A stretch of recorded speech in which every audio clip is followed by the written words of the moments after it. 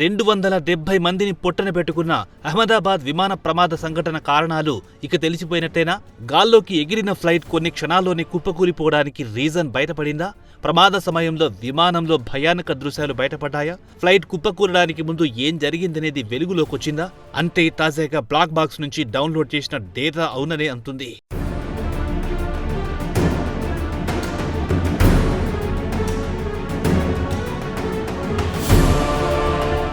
June 12న Ahmedabad నుంచి London వెళ్తున్న విమానం టేకాఫ్ అయిన కొద్ది క్షణాలకి బీజే మెడికల్ కాలేజ్ హాస్టల్ భవనంపై కూలిపోయింది. ఈ ప్రమాదంలో 270 మందికి పైగా మృతి చెందారు. ఇందులో గుజరాత్ ముఖ్యమంత్రి విజయ్ రూపానీ కూడా ఉన్నారు. ఇక అహ్మదాబాద్ విమాన ప్రమాదం దర్యాప్తులో అధికారులు కీలక పురోగతి సాధించారు. అయితే ప్రమాద కారణాలు తెలుసుకోవడానికి విమానంలోని బ్లాక్ బాక్స్ కీలకంగా మారింది. ఇక అధికారులు ప్రమాద స్థలంలో జూన్ 13న black box flight digital data రికార్డును స్వాధీనం చేసుకున్నారు. కానీ ఆ బాక్స్ ప్రమాదంలో తీవ్రంగా డ్యామేజ్ అయ్యింది. దాంతో ఆ బాక్స్ ను ఓపెన్ చేయడానికి యంత్రాంగం ఇన్నాళ్ల పాటు పెద్ద కసరత్తే చేయాల్సి వచ్చింది.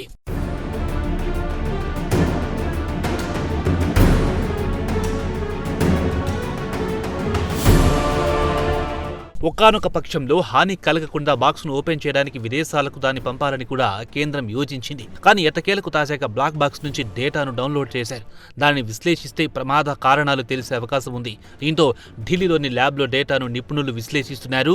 ఈ మేరకు పౌర విమానయాన శాఖ గురువారం ఒక ప్రకటన విడుదల చేసింది. అహ్మదాబాద్ విమాన ప్రమాదం తర్వాత air craft accident investigation bureau దర్యాప్తు ప్రారంభించినట్లు పౌర విమానయాన శాఖ తెలిపింది. దీనికోసం జూన్ 13న ఓ బృందాన్ని ఏర్పాటు చేసినట్లు పేర్కొంది.